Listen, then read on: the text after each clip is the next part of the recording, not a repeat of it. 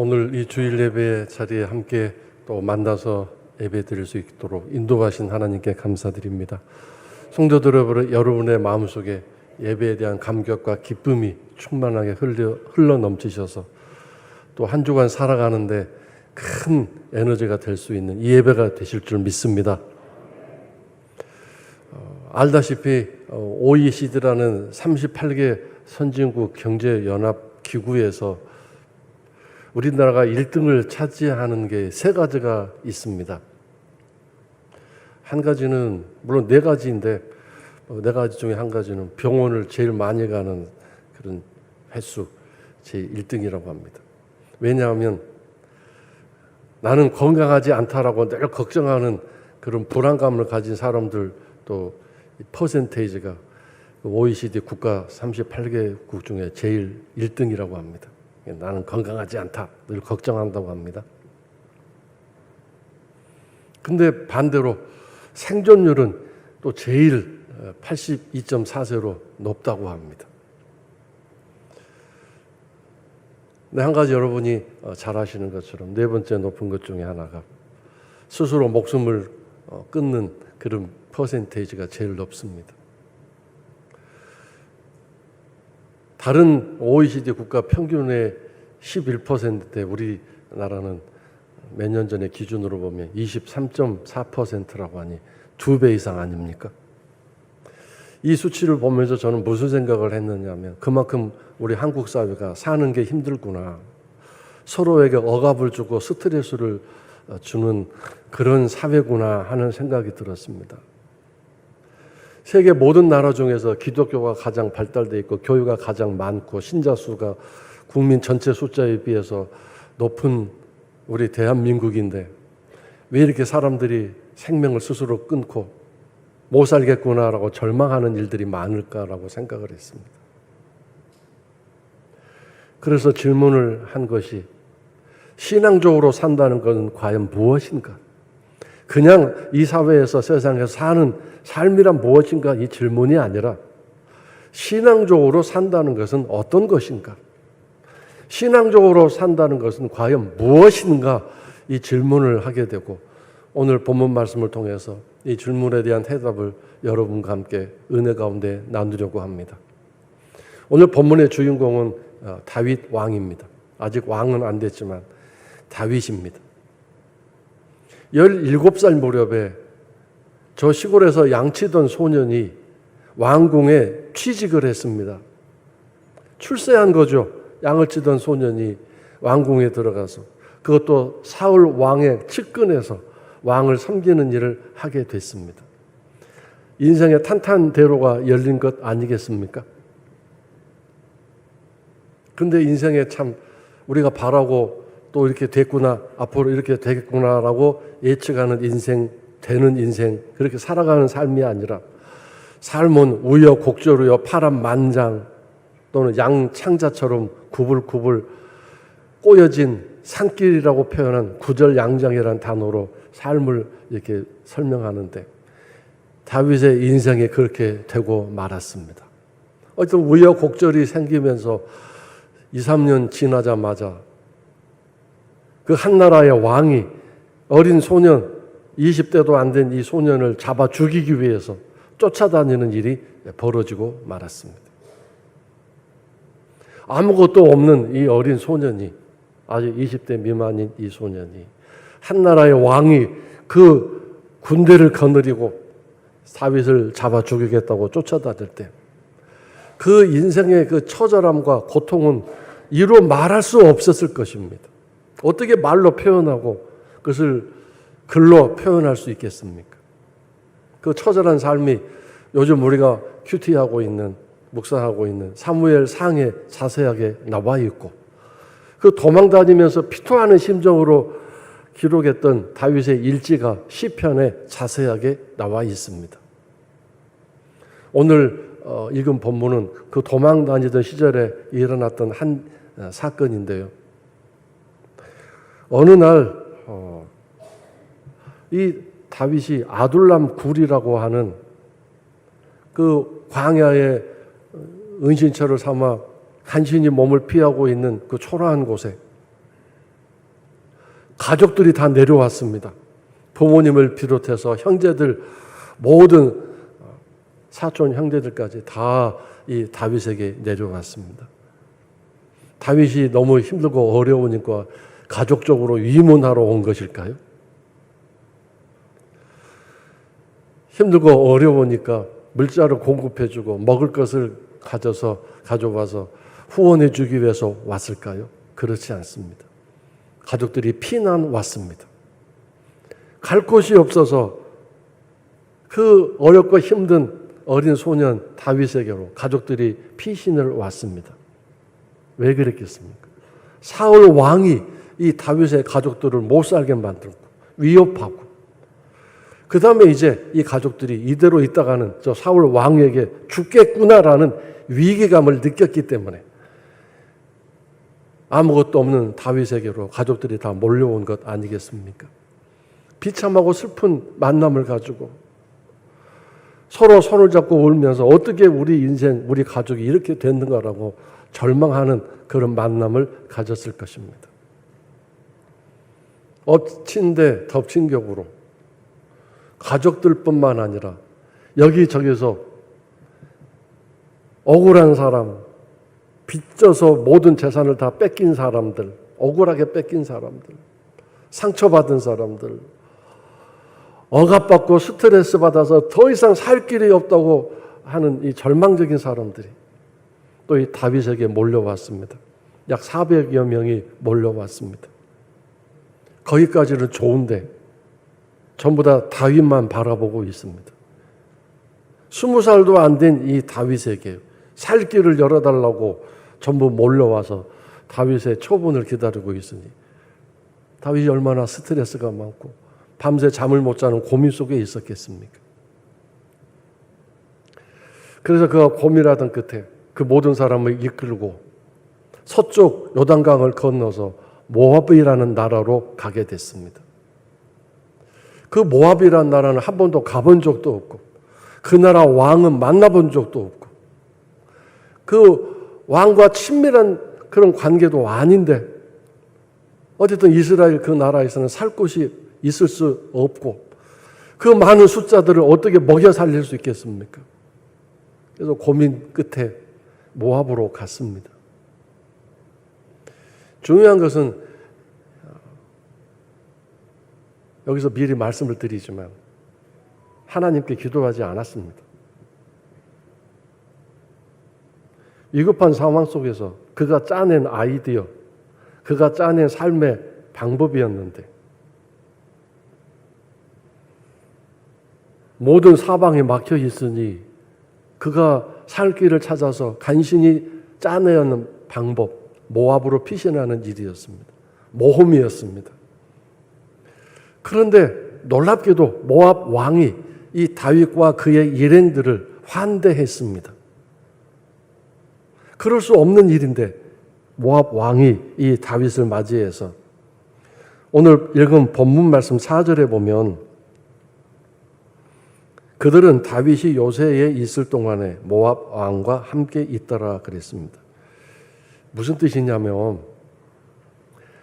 400여 명은 요새에 있게 되고 다윗과 그의 가족들은 모압 왕과 함께 있었다는 뜻입니다.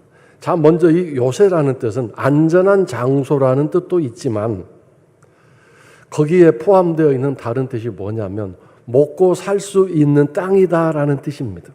모압 왕이 농사도 짓고 가축도 지으며 살아갈 수 있도록 여러 가지 삶의 방편을 만들어 주었다는 뜻입니다.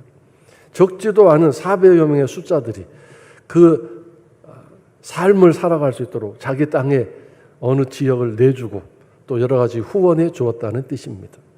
그래서 요새라고 하는 뜻, 안전하다, 이제 집도 짓고 삶의 뿌리를 내릴 수 있는 그런 살만한 땅이다, 형편이 되었다, 그런 뜻입니다. 그리고 더 나아가 다윗과 그의 가족들은 왕궁에서 모압 왕과 함께 살았습니다.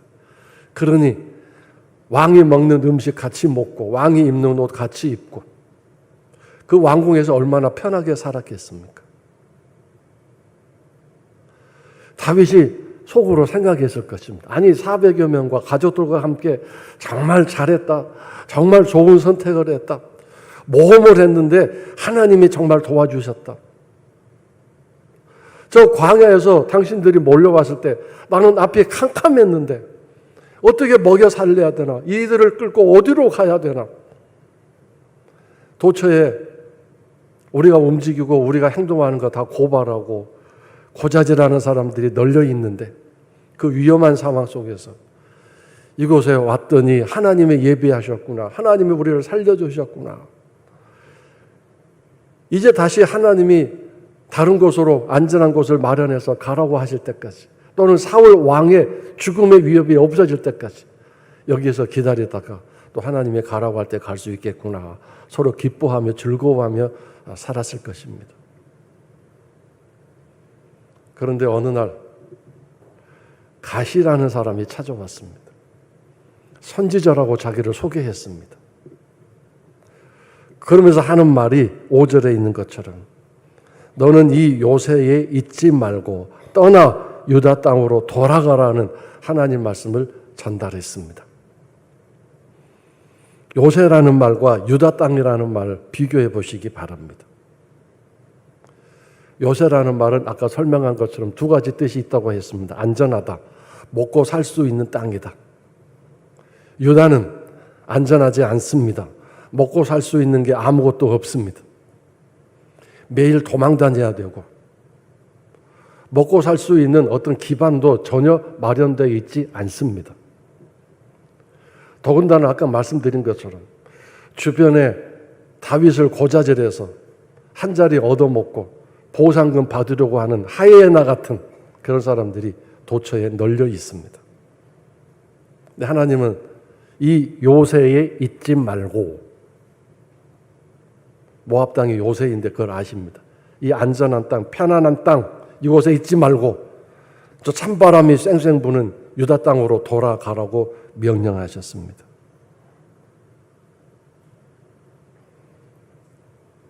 하나님이 너무 야속하지 않습니까? 아무런 대책도, 아무런 준비도. 유다 땅에 돌아가면 어떤 하나님의 예비하심이 있는지 설명도 하지 않으시고 무작정 유다 땅으로 돌아가라고 말씀하십니다. 이 하나님이 오늘 우리가 믿고 신뢰하고 하나님 아버지라고 부르고 있는 그분입니다. 이 하나님은 여전히 똑같으신 분이십니다. 변함이 없으신 분이십니다. 하나님이 여러분에게 이렇게 말씀하실 때 여러분 순종할 수 있겠습니까? 가장 우리가 입버릇처럼 저도 수없이 말씀하고 있는 그 말씀으로 비교해서 해석해 볼까요? 원수를 사랑하라는 말씀이 바로 이런 충격적인 지진이 일어나는 말씀 아닐까요?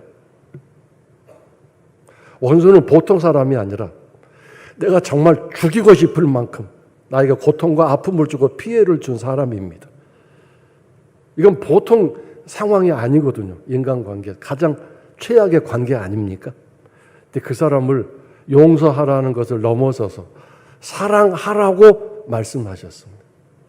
용서도 못하겠는데 더 나아가 적극적으로 사랑하라고 말씀하셨으니 여러분 이 하나님을 믿고 있습니다. 이런 하나님임을 신뢰하고 이 하나님을 순종하겠다고 고백하고 있습니다. 하나님은 언제나 우리에게 이성적으로 논리적으로 우리가 상황적으로 합당한 말씀만 하시는 분이 아니라 이런 엄청난 말씀을 하시는 분이십니다. 그러므로 믿음이란 이런 하나님을 믿습니다라고 할 수 있는가 이것입니다.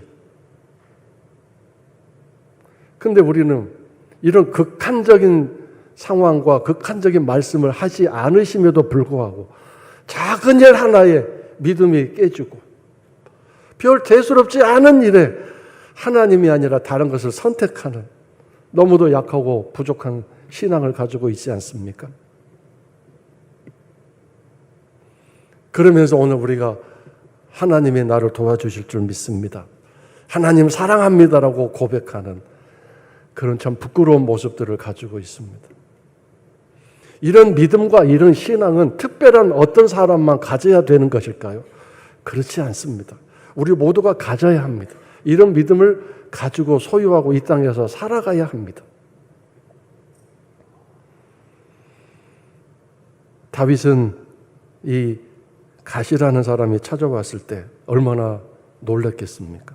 들어보지도 못했고 만나보지도 않았던 사람이 선지자라고 말하면서, 그러면서 저 차갑고 추운 요단으로 돌아가라고 하는 하나님 말씀을 전했을 때 이 갓이라는 사람을 어떻게 신뢰하고 그가 하는 말을 어떻게 하나님 말씀으로 믿을 수 있었을까요? 다윗에게는 하나님 말씀이구나, 저 사람이 하나님 사람이구나라는 분별력을 가지고 있었기 때문에 그 일이 가능했을 것입니다. 사무엘 선지자와 같이 유명한 사람, 이미 만나본 적이 있는 사무엘이 온 것이 아니라 지금 갓과 다윗은 처초의 만남으로 생각하고 있는 장면인데, 이후로는 갓이 자주 찾아와서 하나님 뜻을 전달하고 또 다윗을 인도해주는 그런 만남들이 계속되지만 좀 이 상황은 처음으로 추정이 됩니다. 왜 어떻게 해서 이 모든 사람을 받아들이고 그 말을 받아들일 수 있었을까요? 분별력이 있었기 때문입니다. 하나님은 우리가 생각하는 전래동화에서처럼 구름 속에서 산신령이 짠하고 나타나서 나 산신령인데 하면서 이렇게 이야기를 하는 그런 장면으로 하나님이 내게 말씀하실 거라고 생각하는 경향이 있습니다. 우리는 그런 문화 속에서 살아왔기 때문입니다. 그러나 하나님은 어린 아이를 통해서도 말씀하실 수 있고, 저 태양이나 바람이나 나무나 또는 강물을 통해서도, 모든 자연을 통해서도 당신의 뜻을 전하실 수 있는 분이십니다. 어둠이나 환란이나 고통을 통해서도 하나님은 당신의 뜻을 전달하시고, 너는 이렇게 살기를 원한다, 이것이 내가 원하는 바다라고 말씀하실 수도 있습니다. 심지어 더 나아가 원수를 통해서도, 나를 핍박하는 사람을 통해서도 당신의 뜻을 전달하시고 말씀을 전하실 수 있는 분이십니다. 중요한 것은 그런 어둡고 캄캄한 상황 속에서도 이것이 하나님 말씀이구나라고 깨닫고 분별할 수 있는 영적인 감각이 살아있어야 합니다. 만약에 그렇지 않다면 우리를 인도하시고 우리를 빛 가운데로 안내해 주실 그 하나님의 도우심과 그 하나님의 섭리를 만나기 쉽지 않게 될 것입니다. 다윗이 이제 유다 땅으로 돌아와서 어디로 갔느냐면 떠나왔던 헤렛 숲을 그 근처로 돌아갔습니다. 헤렛 숲을, 숲이라고 하지 않고 숲풀이라고 말한 부분도 잘 유의하시기 바랍니다. 깊은 산속이 아니라 적당히 나무들이 얼기설기 자라고 있는 그냥 숲풀입니다. 그곳으로 돌아갔습니다. 자, 그곳에서 날마다 긴장하며 살았을 것입니다. 언제 사울이 또 잡으러 오는지, 어떤 상황이 벌어지는지, 모압에서 기껏 살면서 저장해 놓고 비축해 놓았던 양식도 이제 바닥에 나가고 400여 명이 먹을 양식과 물을 어디서 날마다 얻어야 될지 늘 날마다 힘들고 어려운 하루하루를 보내고 있는데, 어떤 일이 또 벌어졌느냐 하면 이 헤렛숲을 바로 옆 동네가 그일라라는 동네인데 그런 마을이 하나 있었습니다. 근데 이 마을이 농사가 잘 되고 또 풍요로운 것이어서 사실 다윗도 이제 그일라 주민들에게 추수가 됐을 때 좀 얻어먹을 수 있지 않을까라는 그런 기대감 속에서 자주 그일라가 어떻게 살고 있는지 정탐꾼을 보내고 상황을 살펴보았던 것 같습니다.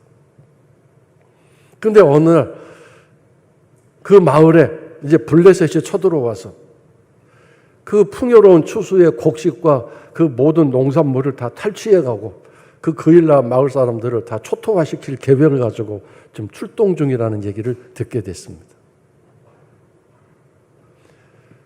그런 얘기를 들었을 때 400여 명이 평소에 군사도 아니고 군인도 아니고 전투에 능한 사람도 아닌데 그들을 데리고 있는 다윗이 무슨 생각을 하게 됐냐면 그일라 사람들을 도와줘야 되지 않겠는가. 블레셋을 무찌르고 그들이 빼앗아가려고 하는 농산물을 지켜주고 그들을 도와주는 것이 내가 하고 싶은 일이구나 하는 생각을 갖게 됐습니다. 이 사회가 왜 힘들고 어렵습니까? 저마다 각자 삶이 있고 어렵기 때문에 그렇습니다. 더군다나 도와준다고 나섰다가 오히려 덤터기를 쓰고 오히려 더 험한 일을 당할 수 있는 세상이 됐기 때문에 함부로 도와주겠다고 나설 수도 없는 그런 험악한 세상이 됐습니다. 누구에게 도와달라고 손 내밀 수도 없고 도와달라고 사정을 얘기했다가 곧바로 SNS에 내 처참한 상황을 오히려 소문낼 수 있는 그런 상황이 되어버렸기 때문에 또 도와달라고 내 비참한 상황을 얘기했더니 그때는 그런 줄 알았더니 조금 사이가 엇나가면 곧바로 나의 그 아픔과 고통을 세상에 공개해버리는 그런 믿을 수 없는 세상 속에 살고 있는 우리들 아닙니까? 이런 세상 속에서 우리는 어떻게 살아야 되는가? 신앙을 가진 사람은 어떻게 살아야 되는가를 오늘 다윗은 우리들에게 가르쳐주고 있습니다. 지금 다윗은 코가 석자가 아니라 6자요 10자로 지금 비참한 상황 아닙니까? 보통 사람이 아니라 왕이, 한나라 왕이 자기를 죽이겠다고 쫓아다니는 상황입니다. 그런데 어떻게 남을 도와주겠다는 생각을 할 수 있습니까? 이런 걸 우리는 뭐라고 말합니까? 오지랖이 넓다고 말합니다. 넓어도 이게 보통 넓은 게 아닙니다. 우리는 이런 사람을 줏대 없는 사람, 주관이 없는 사람, 어리석은 사람, 세상 물정 모르는 사람 이렇게 비하하고 조롱하고 그리고 모욕을 줄 수밖에 없을 것입니다. 아니나 다를까 그런 속 얘기를 했는데 그 모든 함께하는 사람들이 미쳤냐고 얘기합니다. 오늘 본문 말씀 3절에는 좀 간단하게 적당하게 나오는 것 같지만 그게 그런 말이 아니지 않습니까? 얼마나 인격 모독을 하고 다윗을 신뢰하지 못하는 가운데 비난하고 조롱하고 우리를 다 죽이려고 작정했느냐고 그렇게 공격했겠습니까? 지금 여기서 도망 다니는 것도 위험한 일인데 그 일날을 도와주다가 사울에게 그 소식이 들어가서 당장 군대를 이끌고 쳐들어 내려오면 어떻게 하려고 그러십니까? 다윗을 무차별 공격하고 인격 모독을 하고 비난했을 것입니다. 물론 다윗은 이 상황에서는 모압보러 갈 때는 기도를 하지 않았는데 이 그일날을 돕고자 하는 선한 마음이 있었을 때는 하나님께 무릎 꿇고 2절에 나오듯이 기도합니다. 하나님 갈까요? 도와줄까요? 그때 하나님이 가서 그일날을 도와주어라, 구원해라 이렇게 말씀하시죠. 이걸 보면 다윗의 생각과 하나님 생각이 딱 맞아떨어진 거죠. 하나님이 기뻐하시는 생각이었습니다. 그래서 담대함을 가지고 사람들에게 얘기했더니 그런 반대가 막 엄청나게 일어났습니다. 많은 상처를 입었겠죠. 근데 다윗이 다시 4절에 보면 다시 또 하나님께 무릎을 꿇고 기도합니다. 그 슬프고 아픈 마음을 하나님께 고백하면서 어떻게 하면 좋습니까? 라고 다시 기도한 거죠. 근데 하나님이 도와주어라. 내가 너에게 함께해서 내가 힘을 주겠다라고 말씀해 주십니다. 그리고 이제 그 반대했던 사람들의 마음도 하나님이 녹여주시고 함께할 수 있도록 그 모든 사람들의 그 분위기를 하나님이 바꿔주셨음이 분명합니다. 그래서 그 일날을 도와주고 이미 이제 공격을 받아서 그 일날가 뺏기고 이제 사람들까지 위험한 상황이었을 텐데 그 모든 것을 정리하고 뺏겼던 것 다시 다 찾아오고 아마 다윗도 부산물이 좀 생겼을 것입니다. 도와주었기 때문에 그 일날 주민들이 다윗 일행들에게 먹을 것이라든가 필요한 많은 생필품을 또 공급해 주지 않았겠습니까? 이런 상황 속에서 우리는 깨닫는 게 뭡니까? 하나님께 기도하는 것이 중요하구나. 어떤 상황에서도 하나님께 기도하는 것이 참으로 필요한 거구나 깨닫게 됩니다. 그리고 하나님은 어떤 뜻과 계획이 있어서 모압에서 있지 말고 요새와 같은 편안한 곳에 있지 말고 찬바람 부는 그런 유다에 돌아가라고 말씀하시는데 그 뜻이 있습니다. 근데 그 뜻을 모른다 할지라도 하나님이 왜 그렇게 하라고 하시는지 모를지라도 이것이 하나님 말씀이구나라고 분명히 알았다면 거기에 순종할 수 있는 믿음이 필요함을 우리에게 다시 한번 가르쳐주고 있습니다. 어떻게 살아야 한다고요? 그것이 하나님 뜻이 분명하다면 이해가 안 되고 깨닫지 못했다 할지라도 순종할 수 있는 것, 그것이 믿음입니다. 그리고 어떤 상황에서든 기도하고 하나님 뜻대로 살려고 하는 그런 하나님께 맡기는 겸손함이 필요함을, 그것이 신앙으로 살아가는 것임을 다시 한번 깨닫게 됩니다.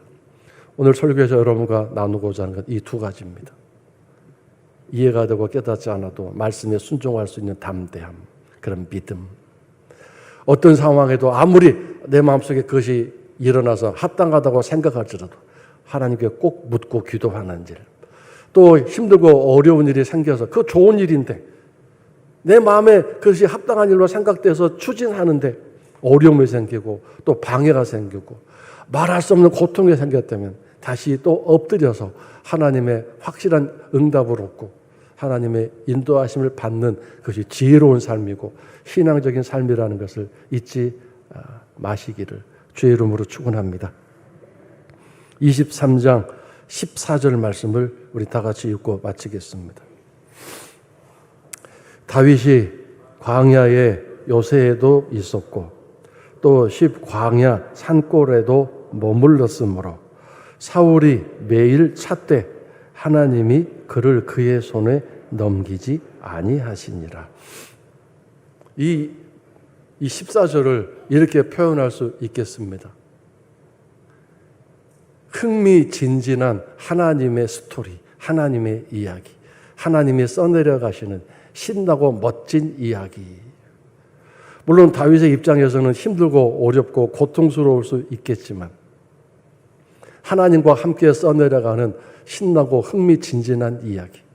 자, 오늘은 어떻게 이 어려움을 극복하고 또 내일은 어떻게 하나님께서 사울의 손에서 나를 피하게 하시고 구원해 주실 것인가. 이 하나님의 놀라운 함께하심, 능력을 체험하는 유다 땅입니다.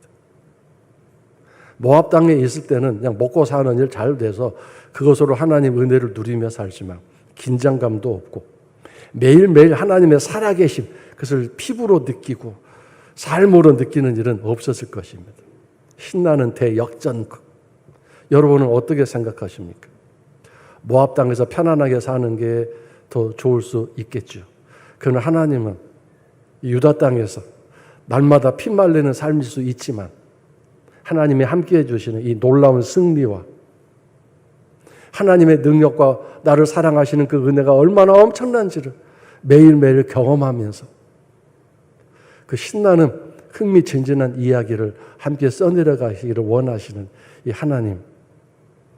하나님을 아시고 광야의 요새라고 말하고 있습니다. 광야를 요새라고 부르고 있습니다. 사실 광야는 허허 벌판이기 때문에 요새가 아닙니다. 그런데 요새가 됩니까? 하나님이 도와주시고 지켜주시기 때문입니다. 그리고 광야 산골이라고 되어 있는데 이 산골은 깊은 산골이 아니라 우리가 생각하는 그런 산골이 아니라 험한 벼랑 낭떠러지 험한 바위들이 널려 있는 곳입니다. 그러니 뭐라고 그러겠어요? 머물렀으므로 사울이 매일 찾되.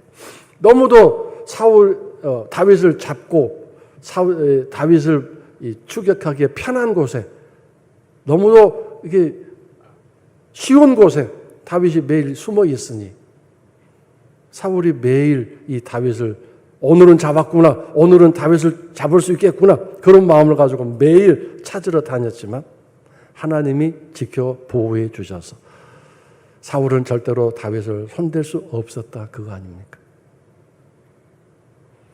그래서 오늘 여러분 이런 하나님을 믿고 신뢰하시면서 그 하나님과 함께 더불어 살아가는 신앙생활이 날마다 흥미진진한 멋진 스토리, 이야기를 써나가는 성도 여러분의 하루하루가 되셔서 하나님 올 한 해 내 삶에 관을 씌워주셨군요. 승리케 해주셨군요. 감사합니다. 하나님 은혜로 살았습니다. 하나님 은혜로 내가 올 한 해를 멋지게 살아났습니다. 살아냈습니다라고 고백할 수 있는 복된 삶이 시간들이 계속될 수 있기를 주의 이름으로 축원합니다.